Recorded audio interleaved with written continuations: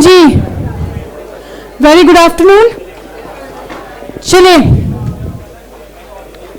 आपको ये जो शीट्स मिल रही हैं, मैंने नीचे भी बात की थी, यूनिट 2 की शीट्स फोटोकॉपी होके आ गई है। 3 की कल सुबह मिल जाएंगी, क्योंकि बहुत सारा काम होता है तो एक बार में।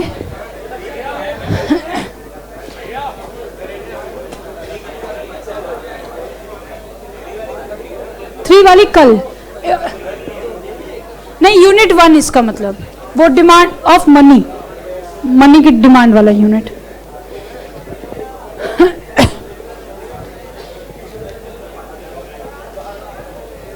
ये आपका यूनिट 2 है। अब बस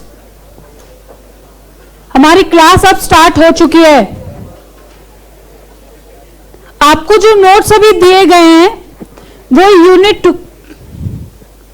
अब की बार ना थोड़ी सी भी मैं सच बता रही हूं, मेरे ना यहां तक आके रह जाता है कई बार, याद है you are teacher, you are teacher, you are teacher, तो मैं खा जाती हूं मालूम। फिर फर्क नहीं बचेगा ना यार। ये सब देखते हैं भाई और बार बार देखते हैं, कौन देखता है क्या मतलब। आपको यूनिट 3 के नोट्स फोटोकॉपी में गए हुए हैं, वो कल आपको यूनिट 3 इन द सेंस जो तीसरा हम पढ़ने वाले हैं, the concept of money demand, unit 1 जिसका नंबर है, लेकिन क्योंकि हम उसको तीसरी बार में पढ़ रहे हैं तो मेरे मुंह से यूनिट 3 निकल रहा है बार बार। और जैसा कि अच्छा, एक चीजें और सुन लीजिए पहले ही, मैं कल फिर अनाउंस करूंगी लेकिन अभी भी बता रही हूं, संडे की हमारी दोनों क्लास इको की है। संडे की हमारी दोनों क्लास इको की है। इसका मतलब संडे को EIS की क्लास नहीं है, 10 से 12 भी इको और 2 से 4 भी इको, जिससे मंडे से आपका FM स्टार्ट हो सके। हाँ जी, एक तो ना ये नोट्स बांटना ना बड़ा इरिटेटिंग काम है कि सब ध्यान वहीं लगा है उस पन्ने के ऊपर, पता नहीं क्या लिखा है।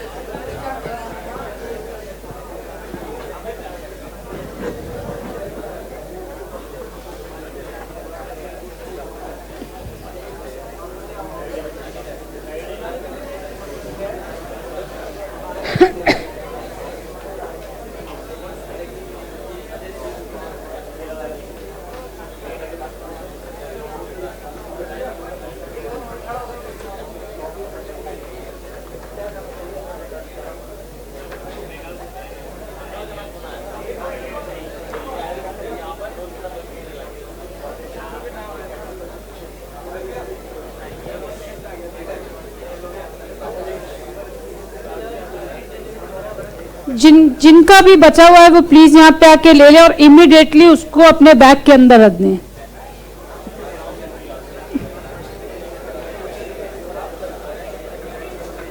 तुम लोग अभी तक क्या कर रहे थे?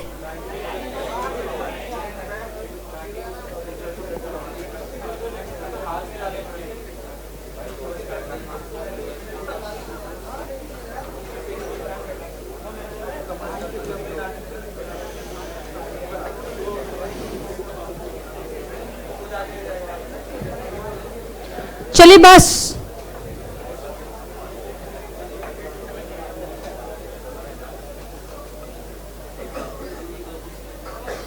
भरत भैया उस तरफ क्यों नहीं बटे नोट्स?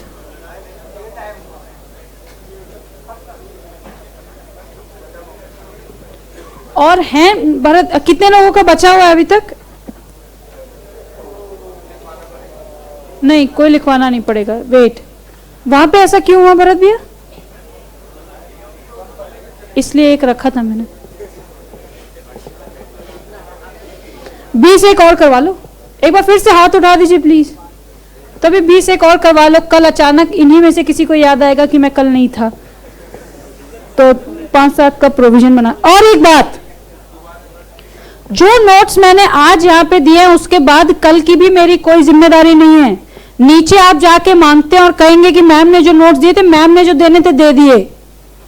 अब नीचे आपको अवेलेबल हो पाते हैं या नहीं, उसमें मेरी कोई भी दिक्कत नहीं है। चलिए, ये कॉपी को जो भी आपको दिया उसका भी काम नहीं है। आज 4-5 कहानियां सुननी है। आज 4-5 कहानी सुननी है।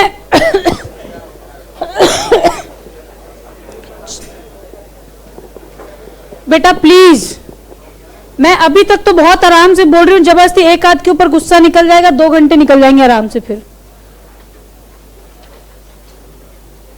अभी तक मनी मार्केट में हमने ये देखा कि कैसे गवर्नमेंट पॉलिसीज बनाएंगी चीजों को चलाने के लिए।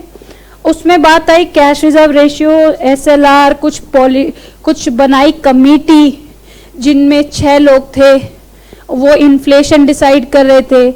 हमें पता चला कि कुछ डिस्काउंटिंग विंडो होती है जिसको यूज करके सेंट्रल बैंक्स को ओवरनाइट बेसिस के लिए भी लोन देता है, और अगर उनकी लिमिट से ऊपर जाना हो तो भी अवेलेबल है, बस उसके लिए आपको कुछ एक्स्ट्रा इंटरेस्ट पे करना होता है। ठीक है। फिर कल देखा कि कुछ होता है high powered money, reserve money, fiat money, जो पैसे reserve bank of India generate करता है उसे हाई पावर्ड मनी कहते हैं, और जो क्रेडिट मल्टीप्लायर के थ्रू कमर्शियल बैंक रिलीज करता है उसको क्रेडिट मनी कहते हैं। हमने देखा इसीलिए कि भाई पूरे देश में टोटल मनी कितनी हो सकती है, एक जो RBI रिलीज करता है और एक जो कमर्शियल बैंक्स रिलीज करते हैं। इसलिए हमने कहा that the total of high powered money and credit money is the total supply of money in the market, जिसमें हमने कुछ M1, M2, M3, M4 देखे। उसको याद करने का मैंने आपको बहुत आसान तरीका भी बताया। बैंक और post office, savings, demand term याद है? तो हमें पता चला कि M1 is equals to currency with the people plus demand deposit with banks plus other deposits, M2 M1 plus savings in the post office, M3 M1 plus term deposit of the bank, और चौथे में M3 plus total deposit. ठीक है। आपको मैंने ये भी बात क्लियर की थी कि M3 में क्यों हमने M2 प्लस वो नहीं लिखा, क्योंकि हमने M4 में टोटल नाम दिया था। फिर हमने बात की थी कुछ क्रेडिट मल्टीप्लायर्स की। उसने हमें बताया कि एक बार दिया हुआ पैसा बैंक्स कितनी बार उसको मार्केट में रोटेट करते हैं, या उस एक बार से कितना पैसा जनरेट हो सकता है, उसको नाम दिया था क्रेडिट मल्टीप्लायर। मई 2018 में 2 नंबर का सवाल आया था कि कंप्यूट और calculate the credit multiplier when required reserve ratio is 20%। तो आपको बताना है 1/0.2 दैट इज 5 टाइम्स। यही क्वेश्चन था एग्जैक्टली 2 नंबर में। चाहे नेशनल इनकम हो चाहे ये हो, क्वेश्चंस बड़े सिंपल आते हैं जब प्रैक्टिकल की बात होती है। जैसे MPC पूछते हैं, APC पूछते हैं, MPS पूछते हैं, APS पूछते हैं, तो ये चीजें कोई बहुत ज्यादा मुश्किल नहीं है। आपने जब हम इंटरनेशनल ट्रेड पढ़ रहे थे तो आपने देखा था कि रियल एक्सचेंज रेट के ऊपर भी पूछा था। सीधा सीधा डोमेस्टिक प्राइस इंडेक्स देता है, फॉरेन प्राइस इंडेक्स देता है, नॉमिनल रेट भी देता है, और कहता है कि ये रखा हुआ है, इसको सिर्फ फॉर्मूले में फिट करके आंसर निकाल दो। आज बात आई डिमांड की। अब हम एक बात को समझ सकते हैं कि हमने पीछे से क्यों शुरू किया। पीछे से इसलिए शुरू किया भाई, क्योंकि पहले तो ये पता चले कि कौन चला रहा है। तो जी मॉनेटरी पॉलिसी कमेटी और गवर्नमेंट और RBI मिलके चला रहे हैं। किस लिए? कि पैसा कहां से ला सकते हैं, किसके लिए? जो डिमांड लोग आगे चल के हमसे करेंगे। तो यहां पर इस वाले चैप्टर में हमें 4-5 थ्योरीज पढ़नी है। This chapter is totally dependent upon the theories given by different economist. तो मैं आज भी एक बात बोलती हूं कि अकॉर्डिंग टू, मान लो हम कीन्स पढ़ते हैं या फिशर पढ़ते हैं, तो वो उसके थॉट्स हैं, उसमें हमारा और आपका किसी प्रकार का कोई इनपुट नहीं है। और मैंने आपको इंटरनेशनल ट्रेड की पहली क्लास में एक बात बताई थी कि उनके अजम्पशंस उस समय के हिसाब से वैलिड थे। अगर आज मैं पहली थ्योरी की बात करूंगी जो 1911 में आई, तो भाई 1911 के हिसाब से वो जो थ्योरी उन्होंने दी उस वक्त वो अजम्पशंस सही बैठते थे। अब आप उन अजम्पशंस को आज के सिचुएशन से डील नहीं करेंगे, ठीक है। तो हमारी जो थ्योरीज बांटी गई हैं वो बांटी गई हैं on the basis of pre Keynesian period and post Keynesian period. इसका मतलब कीन्स के आने से पहले और कीन्स ने जो बातें बताई उसके आने के बाद। इसका मतलब हम कह सकते हैं कि फॉर डिमांड ऑफ मनी एक बेस है कौन? कीन्स। कीन्स के आने से पहले क्या हुआ, कीन्स ने क्या कहा, और कीन्स जब बता दी उन्होंने बात, फिर क्या बातें हुई, ये हमारा टॉपिक या ये हमारा चैप्टर है। बोलो ठीक है। चलिए, तो सबसे पहले आप तो कुछ लिखेंगे नहीं क्योंकि आपको कल लिखा हुआ मिल जाएगा, आप केवल यहां देखें। हमारी सबसे पहली थ्योरी है classical theory of money demand. Classical theory of money demand जिसको कहते हैं क्वांटिटी थ्योरी ऑफ मनी, जिसको एक लाइन में, या फिशर, यस एग्जैक्टली। चलिए ध्यान से सुनेंगे बेटा बात, बहुत आसान, बहुत ही ज्यादा आसान। इसको लाने वाले इरविन फिशर अपनी किताब में लिखी कब?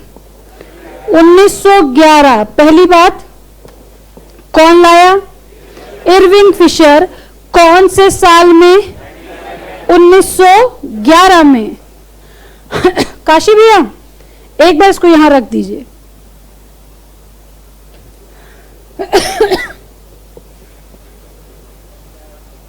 उस तरफ के बच्चों को बचा हुआ है, वो क्लास खत्म होने से 5-7 मिनट पहले बांटेंगे, वरना भी सारा माहौल खराब हो जाएगा। तो किसने लिखी? Irving Fisher. कब? अपनी किताब जिसका नाम था the purchasing power of money. ये सारी बातें याद रखनी है। अभी इन्होंने इसकी थ्योरी में क्या कहा वो हमने नहीं देखा, हमने सिर्फ कहा कि ये थ्योरी QTM बनाई इरविन फिशर 1911 में। एक किताब में इस बात का जिक्र हुआ और उस किताब का नाम है the purchasing power of money. Irving Fisher ने कहा एक बात सीधी सीधी कि ना डायरेक्ट रिलेशन होता है, जितना मार्केट में मनी अवेलेबल है और जितना प्राइस उस बेसिस पे गुड्स का होता है। मैम मतलब इन्होंने कहा देखो किसी भी इकोनॉमी में 4 बातें होती हैं। कितनी? 4 बातें। बात number 1, the money which is available in an economy, कि जितना पैसा टोटल इकोनॉमी में अवेलेबल है। दूसरा, वेलोसिटी ऑफ मनी। बेटा वेलोसिटी ऑफ मनी का मतलब होता है कितनी बार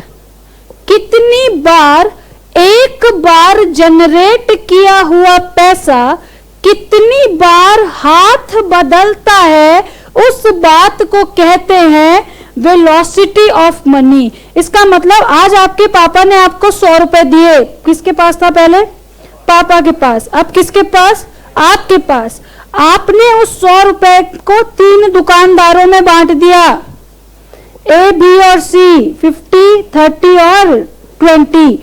इस दुकानदार ने आगे फिर से चल के खरीदा रॉ मटेरियल और फिर उसको दोबारा से बेचने के लिए सामान मिल गया। तो ये क्या है? This is the rotation of money from one hand to the another, that is known as velocity of money.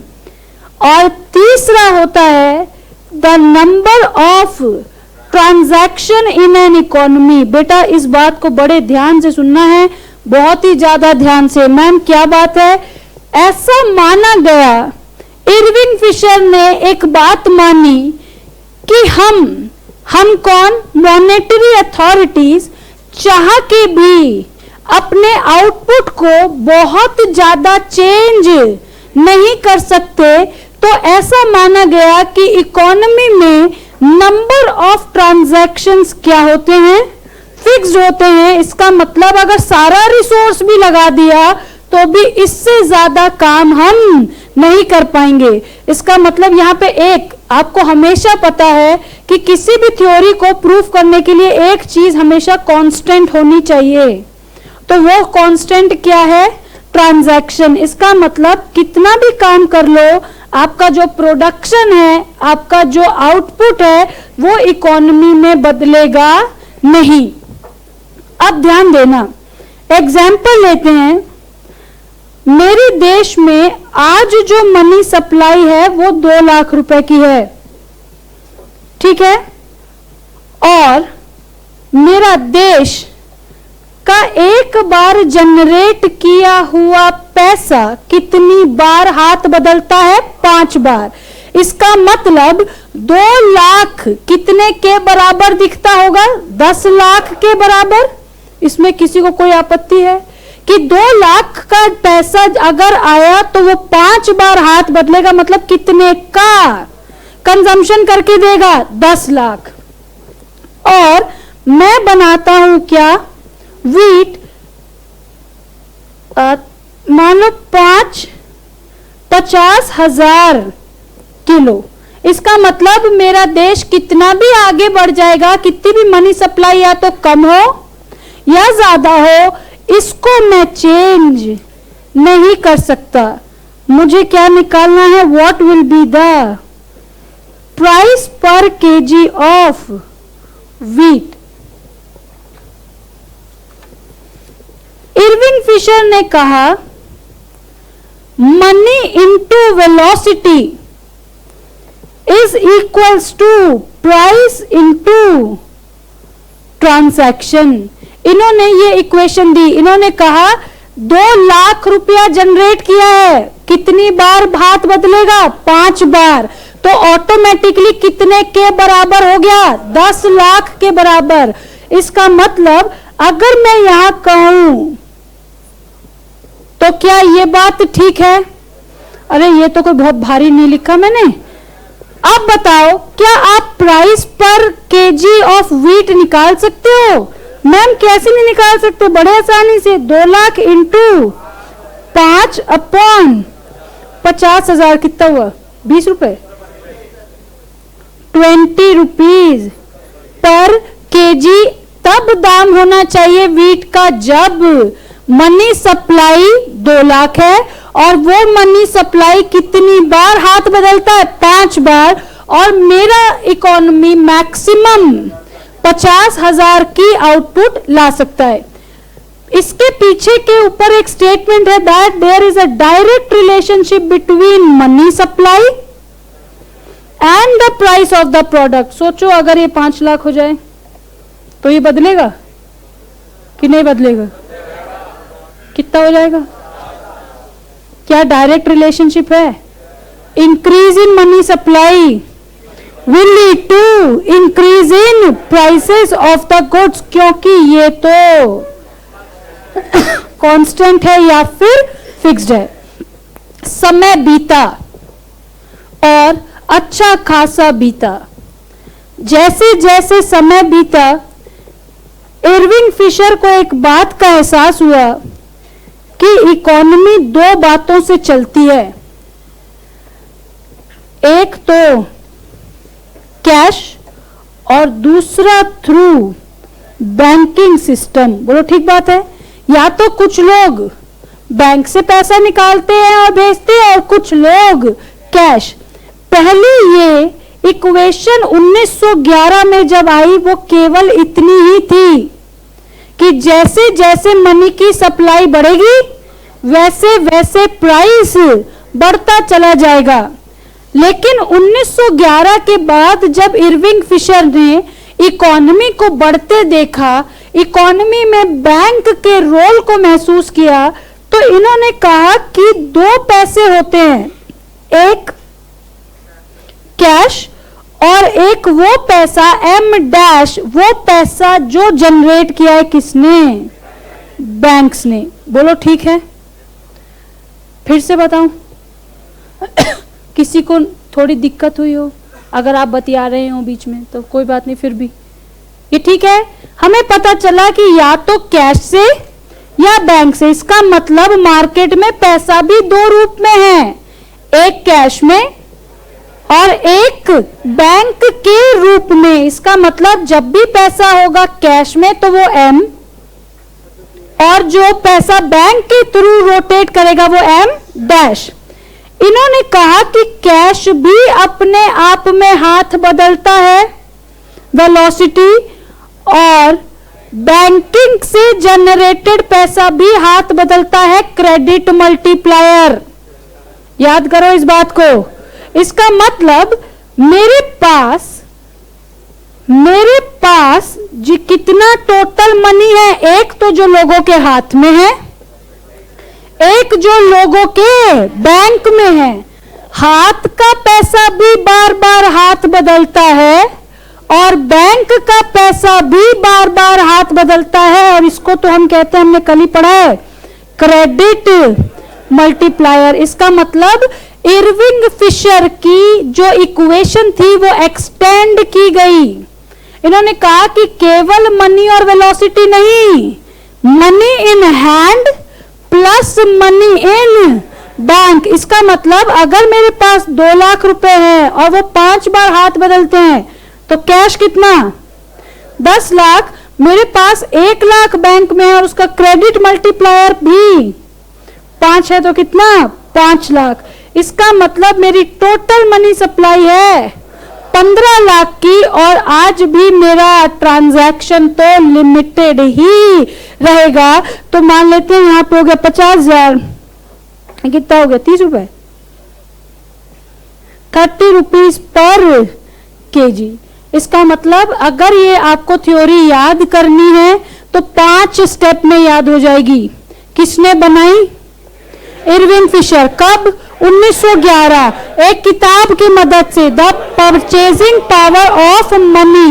उन्होंने सीधी सीधी एक बात कही कि इकोनॉमी में मनी सप्लाई और प्राइस का रिलेशन सीधा होता है।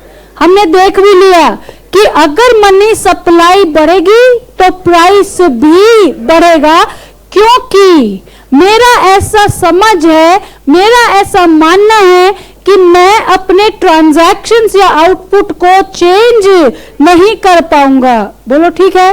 लेकिन जब इरविंग फिशर ने इकोनॉमी को बढ़ते देखा तो उनको समझ में आया कि अरे यहां तो कुछ और भी चल रहा है, एक पैरेलल भी चीजें चल रही हैं। तो उन दोनों को जोड़ा, हाथ इंटू नंबर ऑफ हाथ, banks into number of times वो पैसे बैंक में वापस आएंगे, is equals to price into transaction.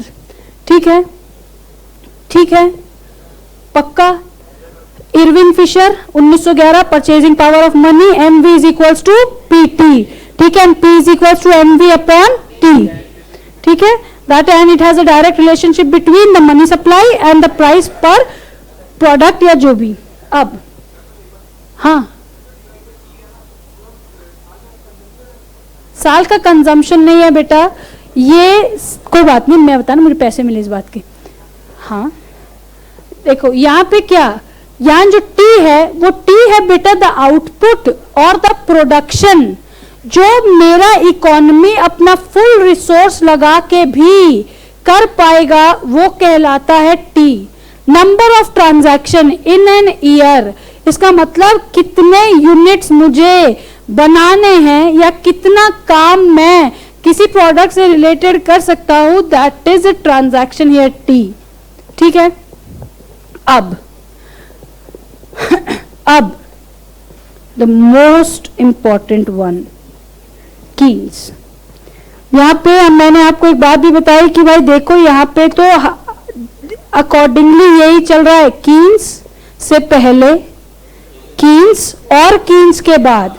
ध्यान से सुनना है, कीन्स से पहले 1911, कीन्स ने यह बात बताई 1936।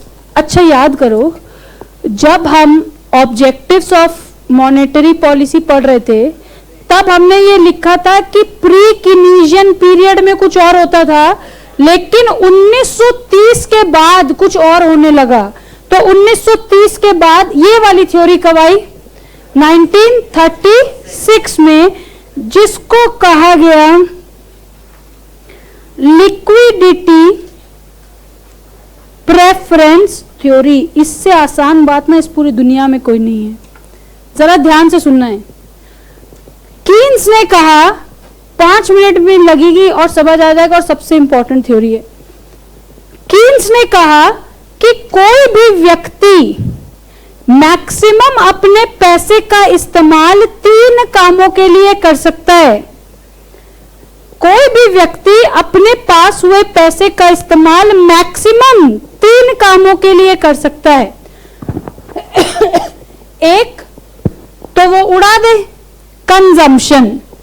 दूसरा बचा ले, प्रिकॉशन। और तीसरा इन्वेस्ट कर दे, स्पेक्यूलेशन। ये क्या है उसके ऊपर हमें चर्चा करनी है, ध्यान से सुनेंगे।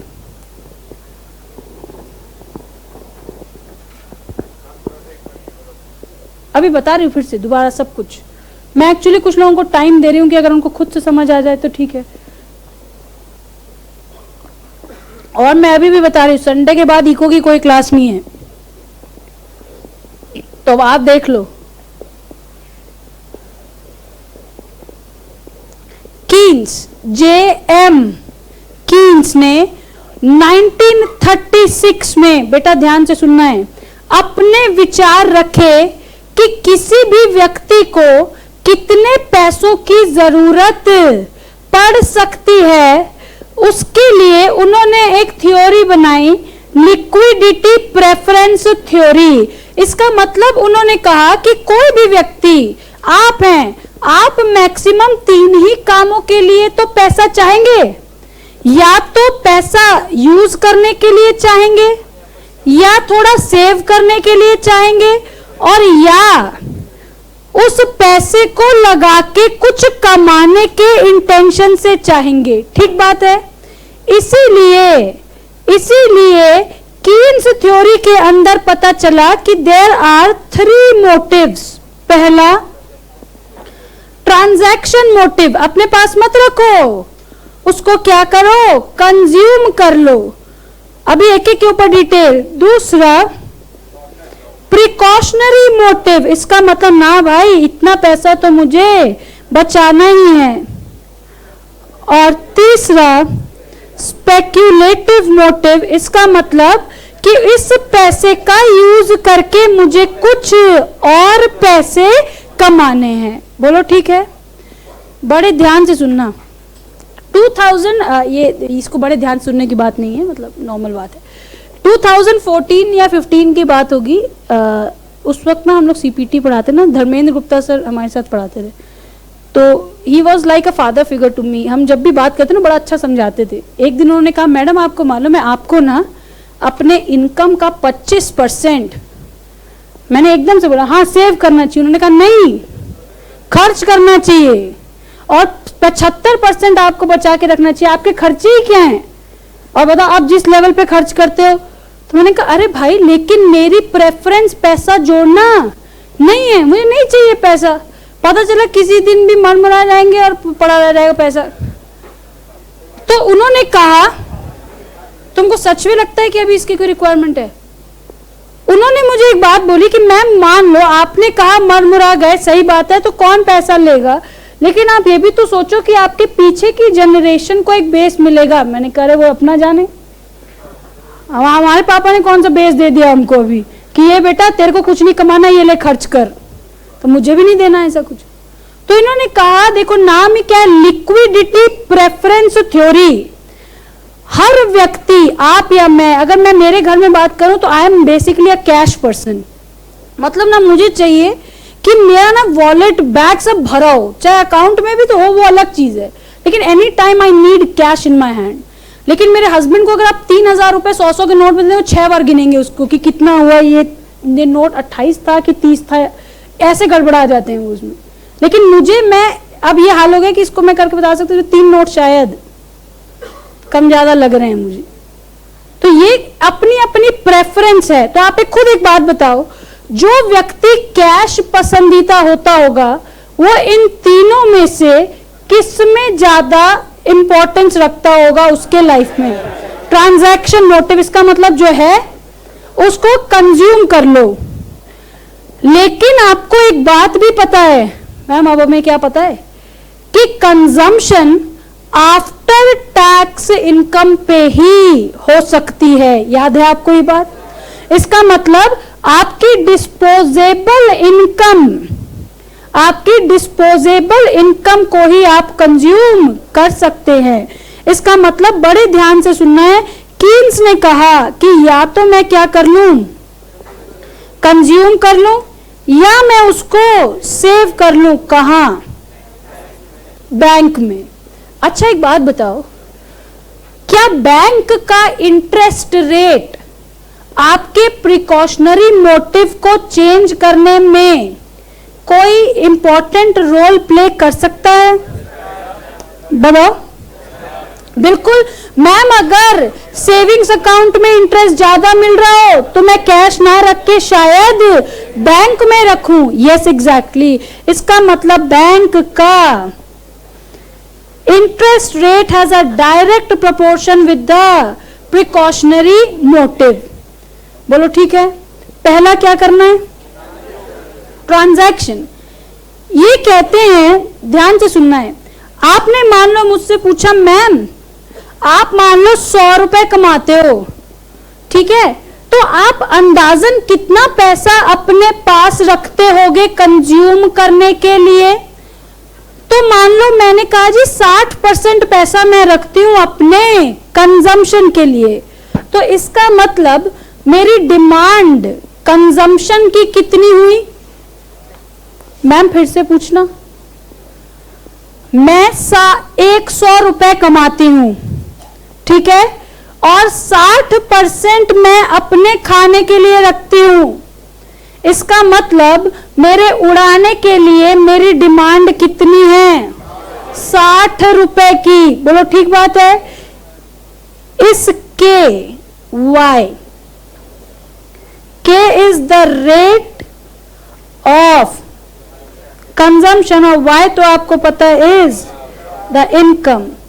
L base R is equals to KY, that is the amount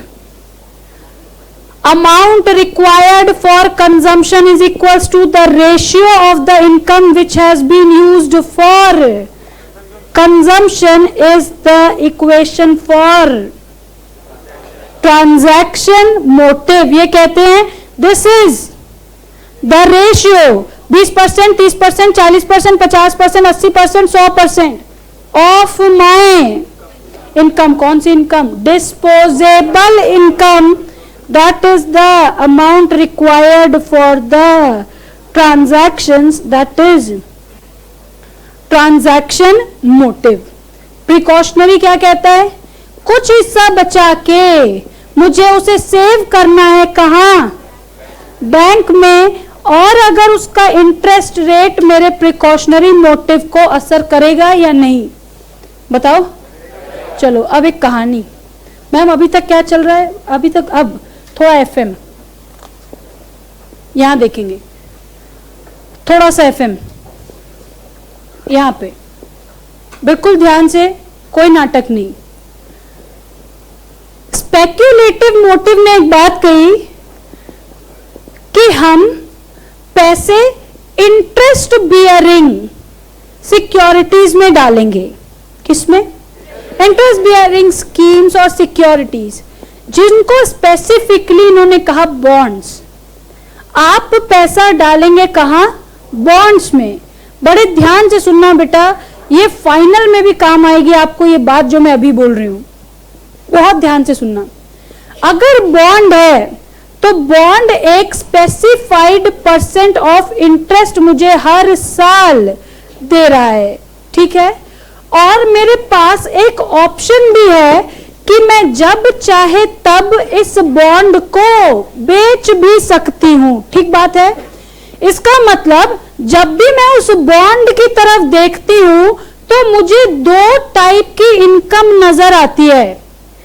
एक तो इंटरेस्ट इनकम जो कि रेकरिंग इन नेचर है, हर साल मिलती रहेगी, और एक इनकम है कैपिटल गेन्स कि जो मैं अगर उसको बेच दूं तो आज इकट्ठी मुझे मिल जाएगी। बोलो ठीक है, इसमें तो कोई बहुत भारी बात नहीं कह दी मैंने। अब एक सीधा सीधा हिसाब है। ऐसा माना जाता है कि जितने कम वैल्यू का बॉन्ड होता है उतना उसके ऊपर इंटरेस्ट रेट हाई होता है। मैम फिर से बोलना, मैंने कहा जितनी बॉन्ड वैल्यूएशन कम होती है उतना इंटरेस्ट इनकम उसके ऊपर ज्यादा होता है। देखो ये क्यों होता है मालूम है आपको, कंफ्यूज करने के लिए कि या तो मैं इंटरेस्ट उठाती रहूं और पैसे उसको ना बेच के इकट्ठे रेट के बारे में ना सोचूं। इसका मतलब मैम आप हमें ये सिखाना चाहती हो कि interest rate and bond valuation have an inverse relation. बोलो, जैसे जैसे बॉन्ड की वैल्यू बढ़ती रहेगी वैसे वैसे इंटरेस्ट रेट्स कम होते रहेंगे। मैम इंटरेस्ट रेट फिक्स नहीं होते क्या? हमारे मन में तो ये भी बात आ सकती है कि इंटरेस्ट रेट फिक्स होते हो तो वो मार्केट रेट के हिसाब से फ्लक्चुएट करते हैं। अब मैं एक यूजर, अब इकोनॉमी सब देखेंगे, अभी ध्यान से सुनना बात को। अभी financial perspective, financial management perspective से, मैं एक इन्वेस्टर, मैं खड़े होके कई दिनों से बॉन्ड के हलचल को देखने की कोशिश कर रहा हूं और मैं इस बात के नतीजे पर पहुंचा हूं कि अगर आज, बड़े ध्यान से सुनना, अगर आज बॉन्ड का इंटरेस्ट रेट हाई है इसका मतलब बॉन्ड की वैल्यूएशन कम होगी। आज खरीद लो। ध्यान से सुनना। मैम क्यों खरीद लो? क्योंकि जैसे ही लोग ज्यादा खरीदने लगेंगे बॉन्ड की वैल्यू बढ़ने लगेगी और इंटरेस्ट रेट कम होने लगेंगे। तो उस केस में मैं तब हायर वैल्यू ऑफ बॉन्ड में अपने बॉन्ड को सेल कर दूंगा। इसका मतलब आज कमाऊंगा हाई रेट ऑफ इंटरेस्ट और उस समय कमाऊंगा एक कैपिटल गेन। बोलो बात समझ में आ रही है? इसका उल्टा क्या होगा कि आज दिख रहा है कि बॉन्ड की रेट बहुत, इंटरेस्ट रेट बहुत कम है और बॉन्ड की वैल्यू बहुत ज्यादा है। तो उस केस में आप क्या कर सकते हो? बेच दो, क्योंकि ऑटोमेटिकली क्या होगा, ज्यादा लोग जब बेचना शुरू करेंगे तो बॉन्ड की वैल्यू कम हो जाएगी और ऑटोमेटिकली इंटरेस्ट रेट्स बढ़ जाएंगे और तब हम कम वैल्यू का बॉन्ड दोबारा से खरीद लेंगे। इसका मतलब आज कमाएंगे कैपिटल गेन और उस केस में कमाएंगे इंटरेस्ट रेट। बोलो ठीक है। ये स्पेक्यूलेटिव मोटिव स्पेशली भी पूछ सकता है आपसे।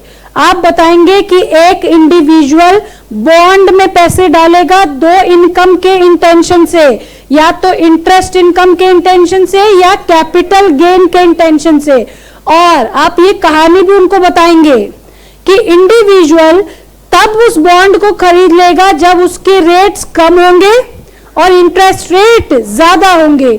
जैसे ही ये ट्रांजैक्शन बार बार होगी तो बॉन्ड के रेट्स बढ़ने लगेंगे और इंटरेस्ट रेट्स कम हो जाएंगे।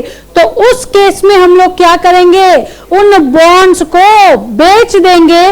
तो आज कमाएंगे इंटरेस्ट और कल कमाएंगे कैपिटल गेन्स। तो कीन्स ने कहा कि हर व्यक्ति के पास उसके कमाए हुए पैसे का 3 ब्रेकअप होता है। That is the ratio of earning used for consumption, the proportion of earning used for saving purpose and for speculation। देखो, आपको जब भी आप आगे टैक्स भी पढ़ने जाओगे तो आपको एक बात समझ में आएगी कि स्पेक्यूलेशन का मतलब होता है एक रिस्क से पैसे उठाना जो कि इलीगल नहीं है। आप अपने स्किल और इंटेलिजेंस की मदद से पैसे कमा रहे हो। आज मान लो आपने 6 कंपनी के शेयर ले रखे हैं, 4 दिन के बाद बढ़ गए, आपने बेच दिए, तो हम ये थोड़ी कहेंगे कि इलीगल काम कर रहे हो। भाई मेरी नॉलेज थी, मुझे पता था कि ये कुछ ऐसा रिजल्ट आने वाला है जिससे उनके पैसे बढ़ जाएंगे, मैंने लेके रखा था, बेच दिया, बात खत्म। 3 बातें द मोस्ट इंपॉर्टेंट, कौन कौन सी? ट्रांजैक्शन, प्रिकॉशनरी एंड ये स्पेक्यूलेटिव। एक मिनट, पिछली बार जहां तक मुझे याद है, मुझे एग्जैक्ट याद नहीं आ रहा है, मेरे हिसाब से जहां तक इरविन फिशर वाली थ्योरी पूछी थी, अभी तक हमने 2 थ्योरीज देख ली। मैं वही देख रही हूँ यार, हाँ मे वाले में ना इरविन फिशर की पूछी है शायद, वो एग्जैक्ट याद नहीं है लेकिन किसी एक की पूछी है। हाँ एम डैश वाली है तो इरविन फिशर वाली होगी। चलो बताओ 2 थ्योरीज जल्दी जल्दी, फिर 2 और। पहला quantity theory of money by Irving Fisher 1911, the purchasing power of money. उन्होंने कहा there is a direct relationship between the money supply and the price of product in the country. ठीक है, 4 शब्दों के 4 मतलब। M money supply in the economy, V velocity of the money, that is the number of times the money travels to the different hands in an economy, P price per product, number of transaction usually in 1 year। लेकिन फिर जैसे जैसे economy बढ़ी तो bank का भी role आया, तो हमें पता चला कि टोटल मनी केवल कैश नहीं होती, कैश भी होती है और बैंक भी होती है, that is M plus M dash.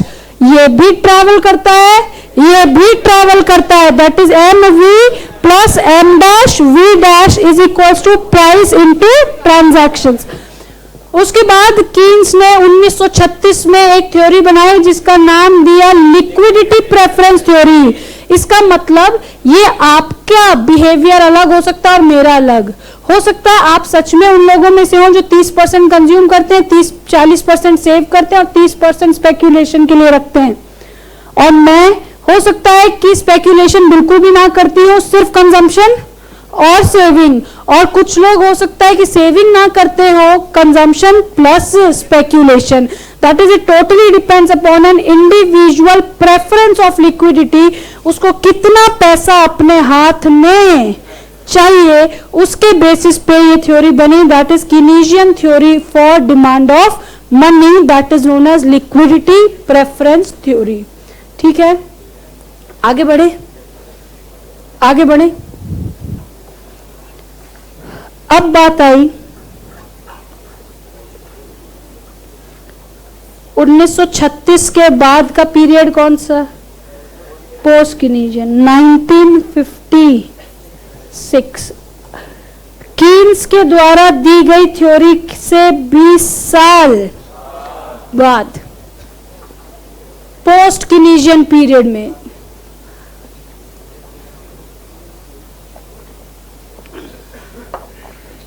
चलो ये तो इससे आसान। अच्छा बताओ, कीनेसियन वाला आसान था, इरविन फिशर भी आसान था, ये उससे भी ज्यादा आसान है क्योंकि उन्होंने बेस किसको माना? कीन्स की थ्योरी को।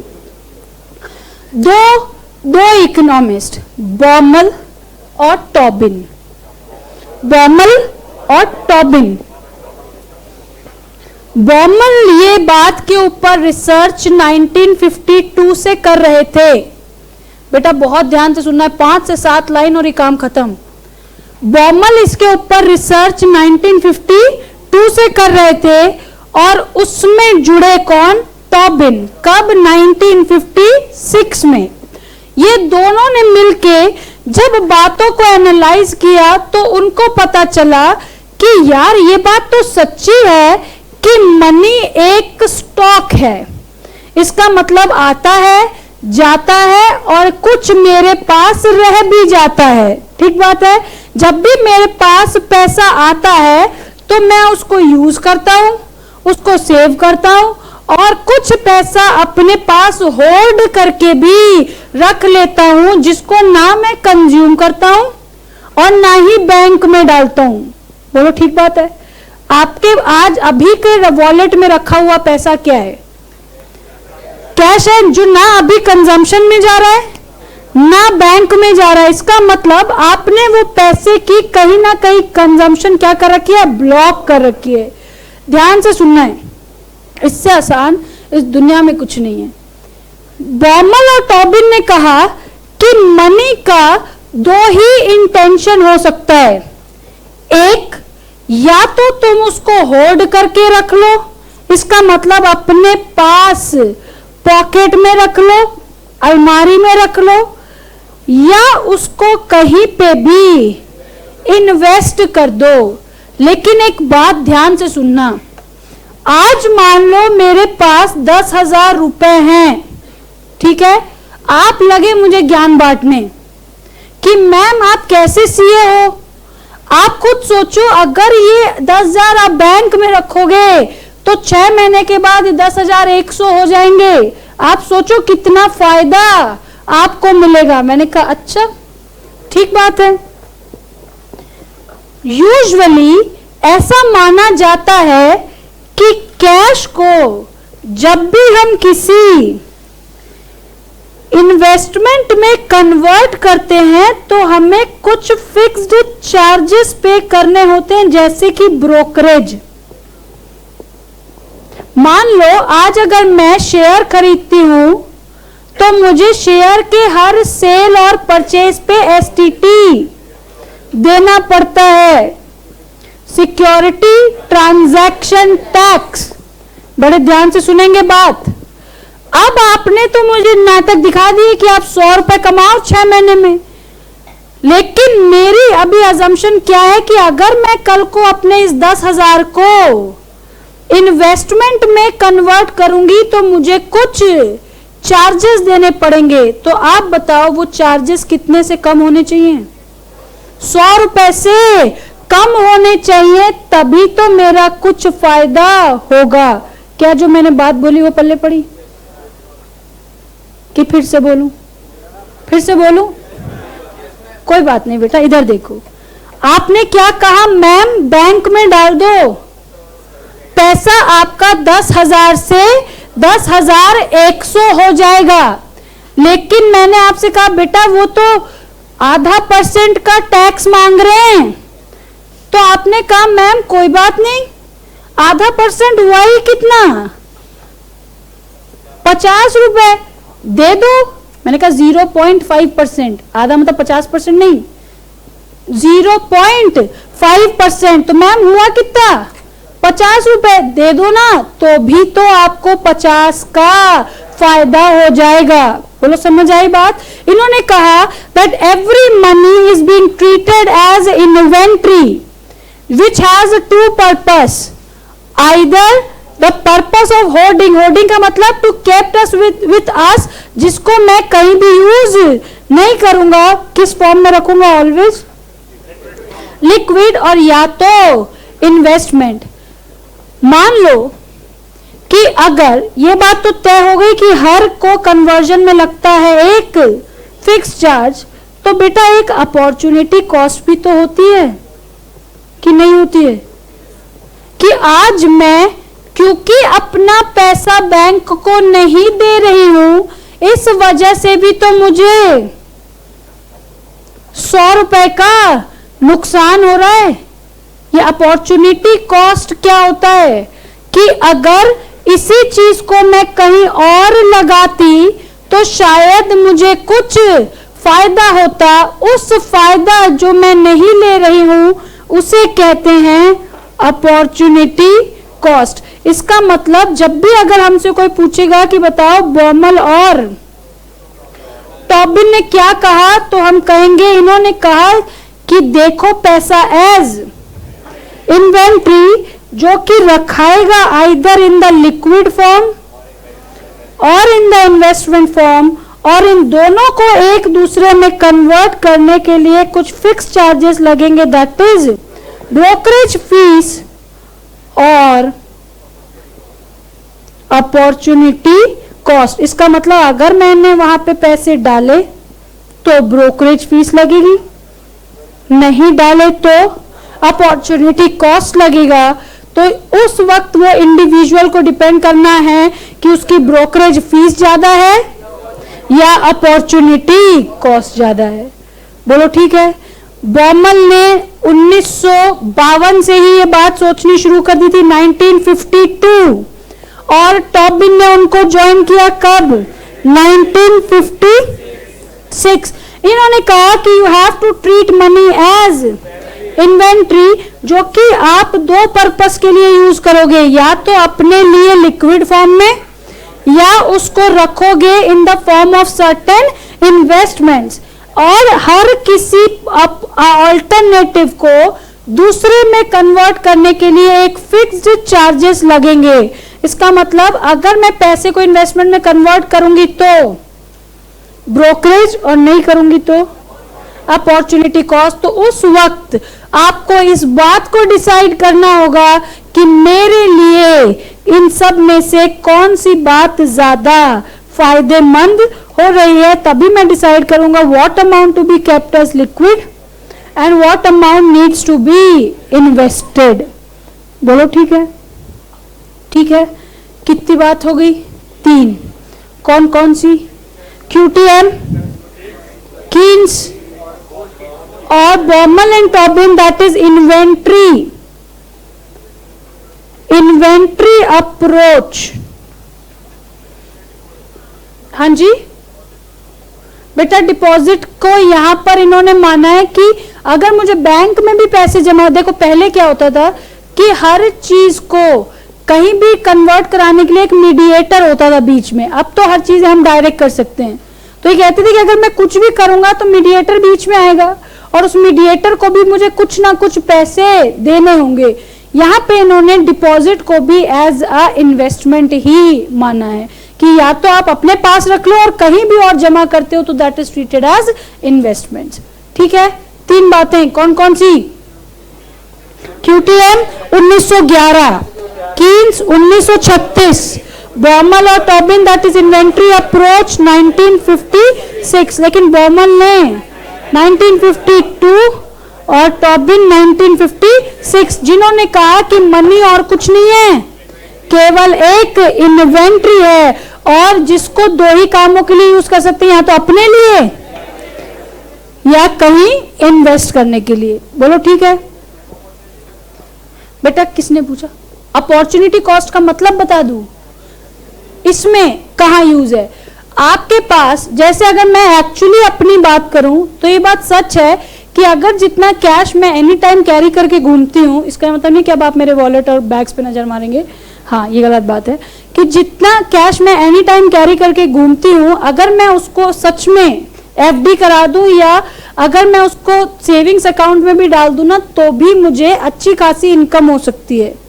ठीक है, मान लो मेरे पास 20,000 रुपए कैश है।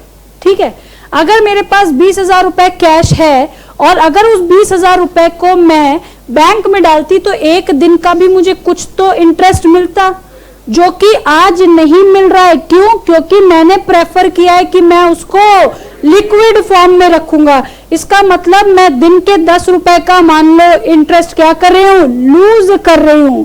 तो इंडिविजुअल को यह बात भी देखनी चाहिए कि तुम लिक्विड फॉर्म में रखना तो चाहते हो, लेकिन सोच लो अगर ये करते तो तुमको इतने का शायद फायदा हो सकता था। That is known as opportunity cost in keeping the thing the cash in liquid form rather in investments। ठीक है, ठीक है, चलिए कितनी बातें हो गई फटाफट से बता दो फिर आगे बढ़े। 3 कौन कौन सी, QTM that is classical approach, Keynes and Baumol। चलो वेरी गुड।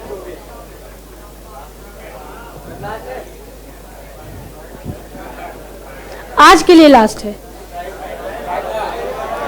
आज के लिए लास्ट है, and it will hardly take around 10 minutes. लेकिन वो तो आपके ऊपर डिपेंड करता है।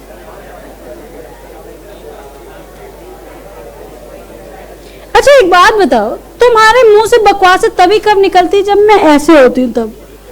मतलब ऐसे तुम्हारी कभी ऐसे तूफानी करने का दिल नहीं चाहा तुम्हारा कि मतलब जब मैं ऐसे देख रही हूँ तो तुम कभी ऐसे देखो। पता है क्या, कमेंट और गाली दोनों का ना एक नियम होता है कि जब तक सामने वाले ने सुना नहीं तब तक उसको लगती भी नहीं है।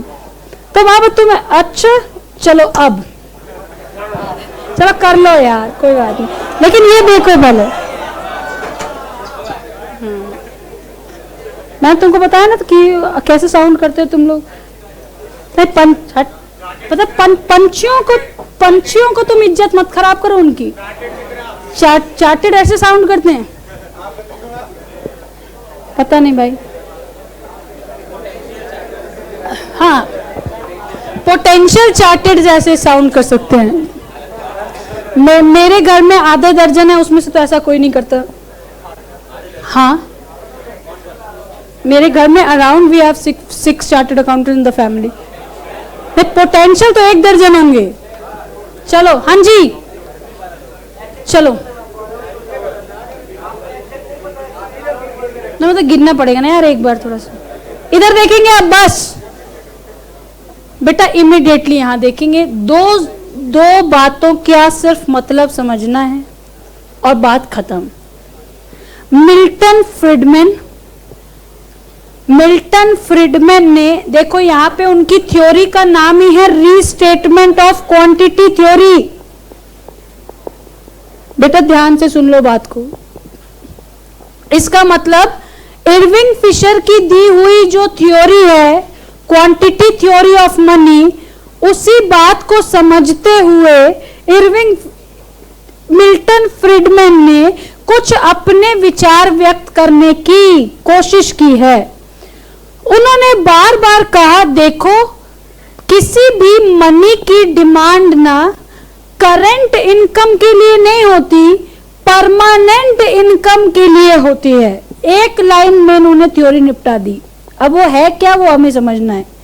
इन्होंने कहा किसी भी व्यक्ति के पास जो मनी की डिमांड है वो करंट इनकम के लिए नहीं होती, किसके लिए होती है? परमानेंट इनकम के लिए होती है। अब बात आई कि ये परमानेंट इनकम क्या है। परमानेंट इनकम का मतलब होता है आज यहां खड़े होके मैं अपनी एक्सपेक्टेड फ्यूचर इनकम्स को जब जज करता हूं तब वो सारी मिला के मेरे लिए बनती हैं परमानेंट इनकम। जैसे मान लो आपने एक बॉन्ड खरीदा, ठीक है, तो आपको ये बात तो तय है ना कि मुझे हर साल इस बॉन्ड के ऊपर पैसा आएगा, लेकिन आप कभी, मैम फिर ये कौन सी इनकम हुई? फ्यूचर में जितनी भी मेरी इनकम एक्सपेक्टेड होती है वो इकट्ठे मिलके कहलाती है कौन सी? Permanent income. और करंट इनकम क्या हुई? मान लो वो बॉन्ड को मैंने बेच दिया, तो उस वक्त जो उसका डिफरेंस निकलेगा वो कौन सी इनकम होगी? Current income. ध्यान से सुनना है, फ्रीडमैन ने क्या बोला, तो मैं तो फिर तो बता रही हूं दोबारा से। मिल्टन फ्रीडमैन ने, बेटा ध्यान से सुनना है बात, मिल्टन फ्रीडमैन ने कहा कि कोई भी व्यक्ति जब पैसे को रखता है तो उसके पीछे उसका इंटेंशन होता है कि वो परमानेंट इनकम को जनरेट कर सके, ना कि करंट इनकम को। इसका मतलब वो अपने पैसे कुछ ऐसी जगहों पर लगाए जहां से उसको लगातार फ्यूचर में इनकम होती रहे, जैसे bonds, equity, human capital. Human capital का मतलब अगर आज आपने अपने एम्प्लॉय को ट्रेन कर दिया तो वो आगे लंबे समय तक आपको बेनिफिट देगा। आपने देखा होगा कंपनीज लाखों रुपए खर्च करके अपने एक एम्प्लॉय को यूएस से भेजती है ट्रेनिंग करने। क्यों? क्योंकि उनको इस बात का एहसास है कि अगर मैंने आज इसके ऊपर 5 लाख लगाया तो कल मैं 2 साल में इससे 2 करोड़ रुपया निकाल भी सकता हूं। इसका मतलब जब भी मैं अपने पास पैसे रखूंगा तो मेरा हमेशा इंटेंशन होगा कि इस पैसे से मैं कुछ ऐसा जनरेट कर दूं जिससे मैं फ्यूचर में भी रेगुलर बेसिस पे इनकम कमाता रहूं, ना कि केवल आज के बारे में सोचूं। बोलो ठीक है? ठीक है। ये बात किसने कही? मिल्टन फ्रीडमैन ने ये बात भी कही 1956 में। इन्होंने कहा क्या क्या कर सकते हो? बॉन्ड खरीद लो, इक्विटी शेयर में पैसे लगा लो, डिविडेंड मिलेगा। फिजिकल कैपिटल में पैसे लगा लो, कोई जमीन खरीद के रख लो, रेंट पे चढ़ा दो। ह्यूमन कैपिटल, किसी इंसान के ऊपर ऐसी मेहनत कर लो कि आपको वो लंबे समय तक इनकम दे। इसका मतलब फ्रीडमैन सेज जितने भी आएंगे पैसे वो एक तरीके से मुझे किस काम में लगाने हैं? Asset generation. कि अगर मैंने आज कोई एसेट जनरेट कर ली तो मुझे फ्यूचर में उससे लगातार इनकम आती रहे, जिस इनकम को हम कहते हैं परमानेंट इनकम। और जो आज की तुरंत पैसे बेच के इनकम आएगी दैट इज करंट इनकम। तो किसी भी बिजनेस का जो वर्थ टेस्ट होती है वो आज के इनकम से नहीं होती है, परमानेंट इनकम की। अगर ये आज यहाँ है तो कल कहाँ होगा? आज कोई भी बिजनेसमैन कभी भी आज की चलती दुकान को नहीं खरीदता। वो ऐसी जगह पे पैसे डालता है जो उसको लगता है कि आज से साल 2 साल 5 साल बाद बढ़ेगी, तभी वो इन्वेस्टमेंट है। तो यहां भी ये क्या कहते हैं कि किसी की वर्थ आज से नहीं पता चलती, उस लेवल पे पता चलती है कि अगर इसने आज पैसे डाले हैं तो वो आगे लंबे समय तक कितना कमाएगा। That is the intention of Milton Friedman. बोलो ठीक है? 4 सबसे इंपॉर्टेंट थ्योरीज ये 4 है। कौन कौन सी? QTM, Keynes inventory approach and Friedman restatement of quantity theory. 1911, 1936, 1956 और ये भी 1956। वहां पे 2 लोग इन्वॉल्व हैं, बॉमल और टॉबिन। 1952, 1956 यहाँ पे ये अकेले व्यक्ति हैं मिल्टन फ्रीडमैन जिन्होंने ये बात बताई 1956 पे। ठीक है?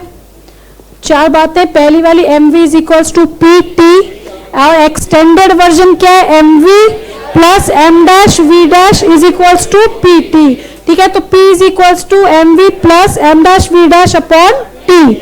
ठीक है? उसके बाद कीन्स ने बताया पैसा 3 ही कामों के लिए रखा जाएगा, ट्रांजैक्शन, प्रिकॉशनरी और स्पेक्यूलेटिव। ट्रांजैक्शन में पता चलेगा L base R is equals to KY, this is the amount required, the ratio of disposable income.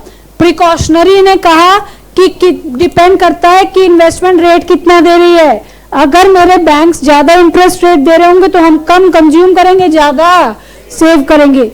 लेकिन इस थ्योरी को लिक्विडिटी प्रेफरेंस थ्योरी इसलिए बोलते हैं कि हर बंदे का अपना अलग चॉइसेस हैं कि कंजम्पशन कितना करना है और सेव कितना करना है।